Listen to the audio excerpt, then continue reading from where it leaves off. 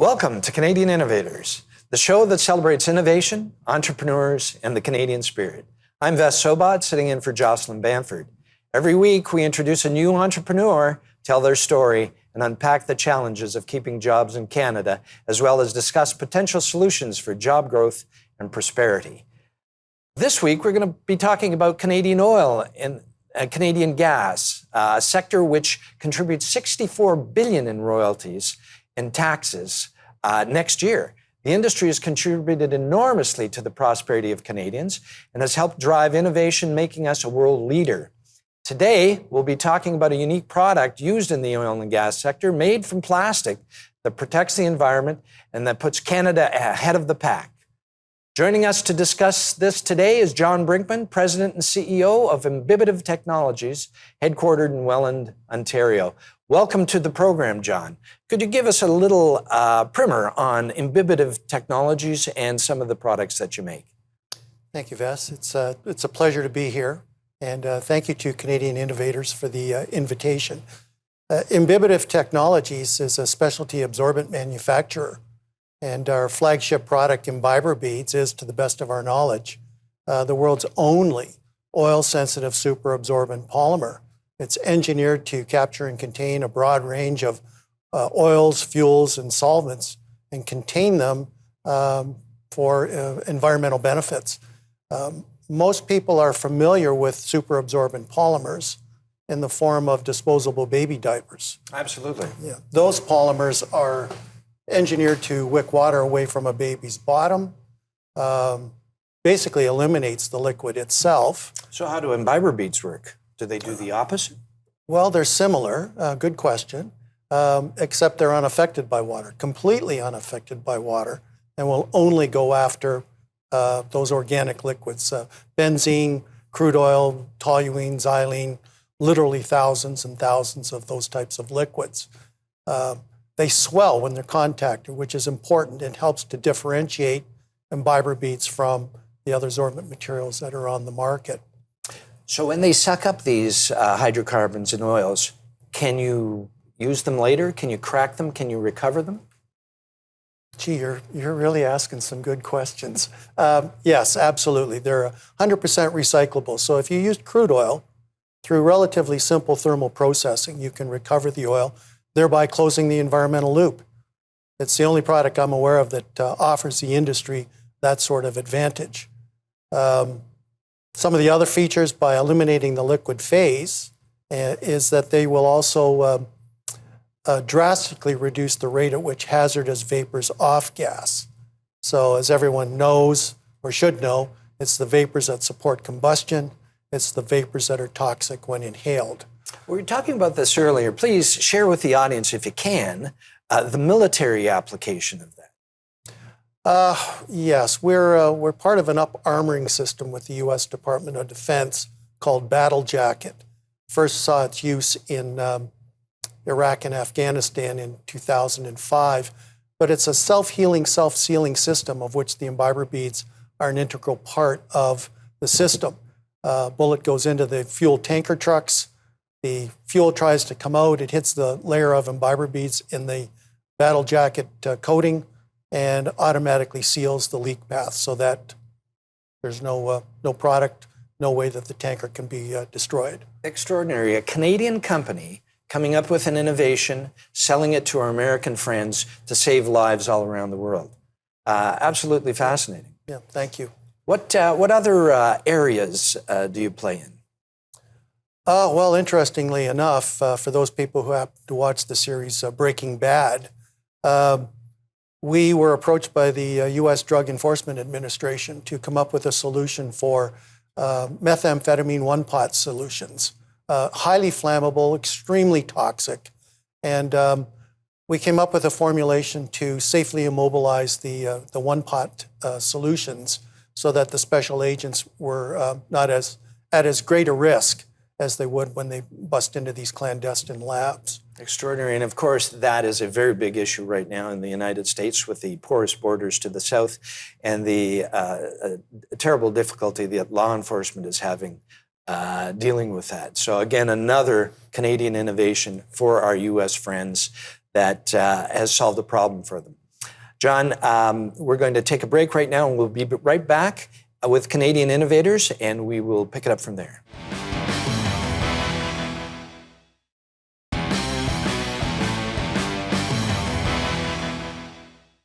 Welcome back. We're discussing an extraordinary innovation in the oil sector, a product that soaks up oil, spills effortlessly, and allows you to recover the oil, a magic polymer, if you will. We're here with John Brinkman, President and CEO of Imbibitive Technologies, based in Welland, Ontario. John, tell us about some of the markets that you serve and some of the applications that your product has been used in. Well, we operate in 3 pillars of our business model in the areas of spill response, the one most people identify with, pollution prevention, and most recently we've gotten more heavily involved in water filtration, water being, of course, the most precious resource that we've got. On the spill side of things, the beads offer a number of distinct advantages over traditional methods for trying to clean up oil spills. We were one of the spec'd products during the Deepwater Horizon. The idea being that the beads would be injected in at the wellhead and would agglomerate the oil into chunks that would float to the surface, could be skimmed off using something as simple as fishing nets, and taken to a refinery, thermally processed, close the environmental loop, Bob's your uncle. On the pollution prevention side, we've taken the performance characteristics of the beads, the fact that they're unaffected by water, spherical in shape, and we've incorporated them into drain protection systems that are designed to allow water to pass through drains on facilities. But the minute contaminant enters that drain, hits the imbiber beads, they swell, choke off the void space between the spheres, and hermetically seal the leak path. A stormwater application. Well, stormwater is a little bit different. It's actually more of a filtration side of things. But in this case, it would be used in military installations, electrical transformer substations, refineries, any place where the risk of a contaminant leaving the facility, getting off property, and causing other environmental damage. So it contains everything on site, reduces the risk and the liabilities. The third pillar is exactly that, the water filtration side. It's stormwater filtration, which city streets, you've got migrant hydrocarbons, enter manholes, vaults, etc. They've got to be removed safely. Processed water used at refineries has to be recycled, again, being eco-conscious in as many applications as possible. And the third area is produced water, which, of course, those people watching who are in the oil and gas sector know that produced water has solvents, and the imbiber beads offer an alternative method for removing those solvents most cost effectively in comparison. I might also add that the beads are complementary to most of the other technologies that are used for filtration purposes. Very good. And how do you dispose of the beads once their useful life? Well, you've got again, another great question. You've got the best of every option. I'm not a proponent of landfill, but we're actually mentioned by name by US EPA in their Code of Federal Regulations that imbibed liquids are no longer available for release. Okay, so they can go into hazardous or secure landfills in the US. A better alternative is to generate energy from waste. So the imbiber beads will generate a tremendous number of British thermal units, excellent energy content, and very clean burning. I've always been fascinated by how Europe uses incineration as a disposal technique, but yet in North America we tend not to. Probably a mistake. We probably should be doing that, and more of that, no? Well, I would tend to agree with you because the incineration systems used in the U.S., well, throughout the world, are 99.9999% effective at removing effluent that might go up the stack. So it's very, very cost effective, very efficient. Extraordinary. That's a lot of nines.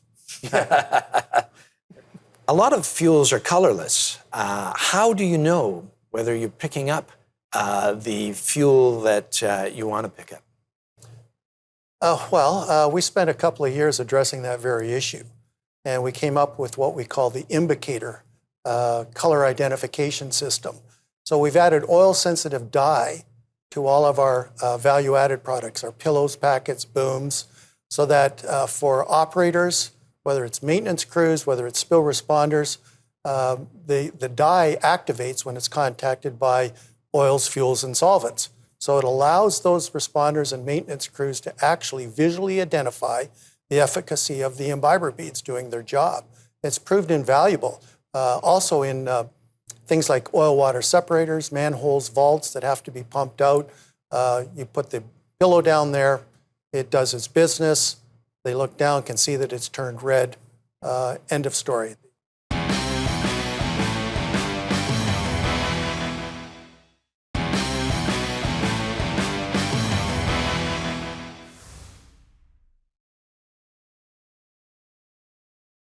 We're back with John Brinkman of Imbibitive Technologies. Their headquarters is here in Welland, Ontario.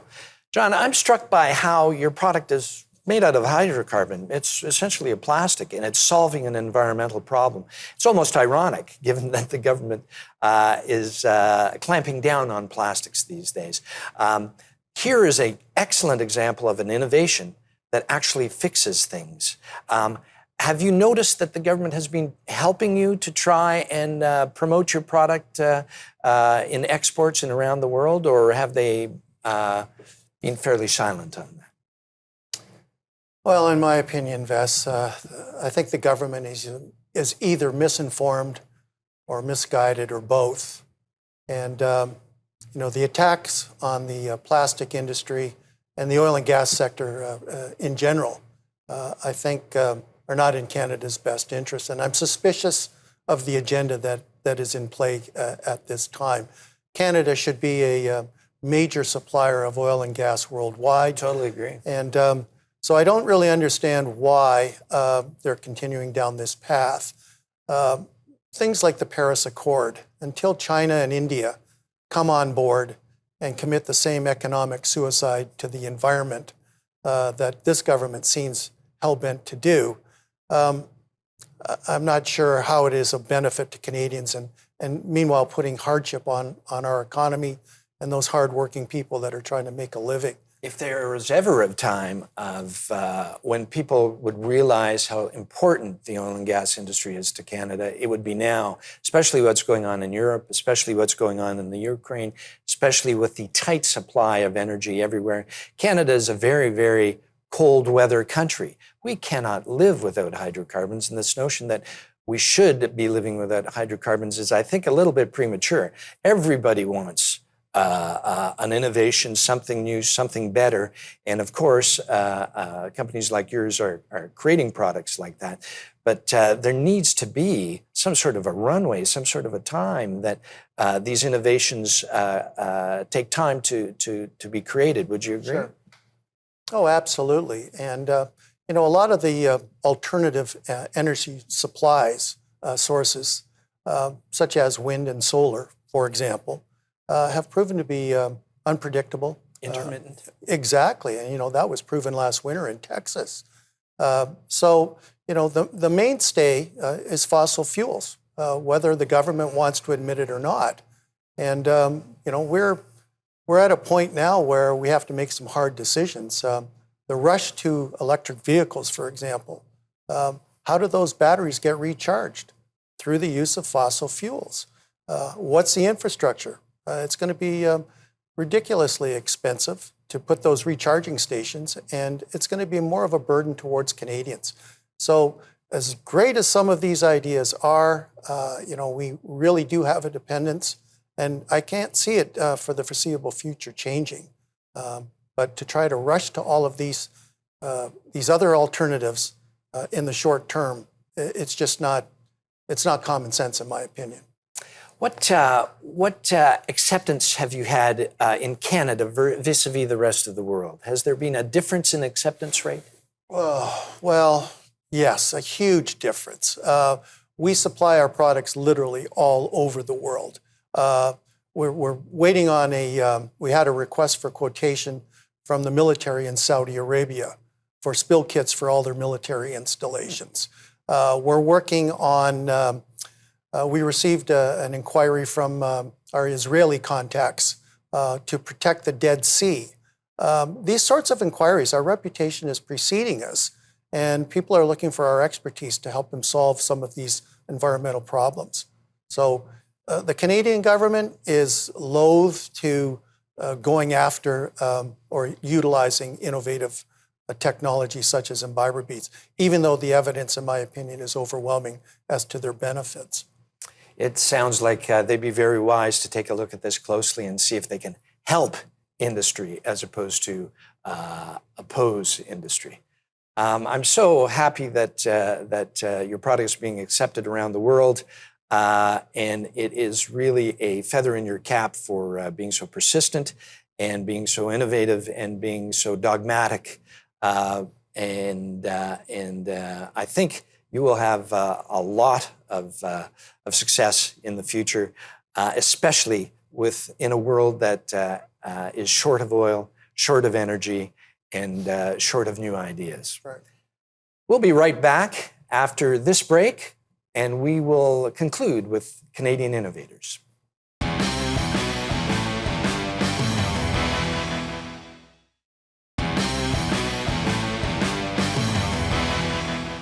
This is the part of the show that every week we ask our guests, if you were king for a day, what 3 things would you do to improve jobs and the economy?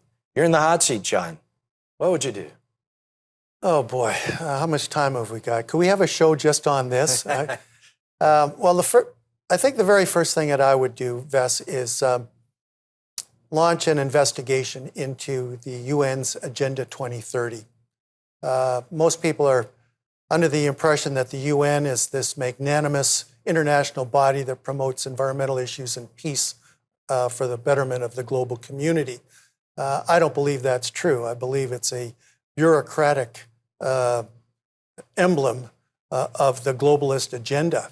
And I have some real concerns about Agenda 2030.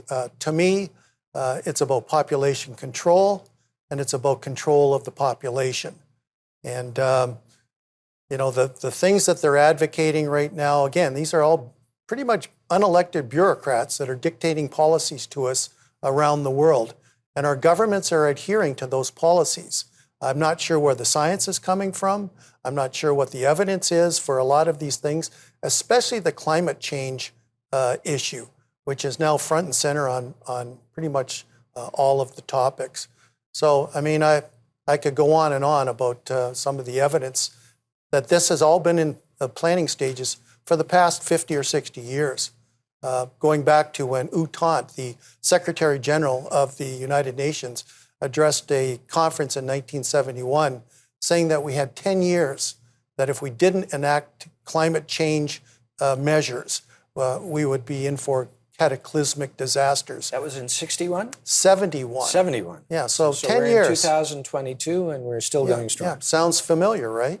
You know? Sounds like you've identified a bureaucratic organization that, like many bureaucratic organizations, make things more inefficient. Right, and in this case, the global agenda is one government, one military, and one monetary system. So, you know, that's what we should be concerned about, and that's what to me, the UN is emblematic of. Wow. Now, as a lead-in on number 2, my thoughts would follow on with that train of thought in going after the carbon tax that's being imposed upon Canadians. Again, the science is not necessarily there, in my opinion. We're being told to follow the science. This government said that for the last 2.5 years with reference to the COVID mandates. But you don't have to be a rocket scientist to understand that, you know, with China building coal-fired plants, they're not going to be adhering to the Paris Accord. And where are the carbon taxes going to? Do we know? Exactly. I mean, to me, it's a tax grab to try and compensate for the mismanagement of the funds that have been wasted by this administration. Again, it's hard to take. The third area that I would be probably prone to go after would be those violations of Canadians' Charter of Rights and Freedoms. through the mandates. The public health officials who've basically are complicit for those mandates. I want to know where the science is coming from. It's overwhelming that there were a number of alternative treatments that could have saved Canadian lives, but were banned within this country. I want to know why, because that's a crime against humanity if solutions existed and were not used. I'm also tired of being called a racist. Okay? This country's history has been welcoming to people from all over the world, regardless of race, creed, color, and religion. And yet for this country, or this government rather, to slam Canadians for our values and our ethics and the things that make us Canadians and proud, that's where we should be going with things like this. We should be celebrating this country and what it stands for. John, how refreshing. Here's a businessman who knows how to innovate, who's been successful in business, and he has a very clear path forward on how to make Canada and Canadians more prosperous and more free, I would add. Thank you so much for being on the show today. Very much appreciated. Thank you for having me on. That's all the time we have today. Thanks to my guest, John Brinkman, President and CEO of Imbibitive Technologies, headquartered in Welland, Ontario. I'm Ves Sobot. Thank you for watching Canadian Innovators. If you are an innovator, tell us your story. Write to us at CanadianInnovators@thenewsforum.ca. And who knows, maybe you'll be on the next show.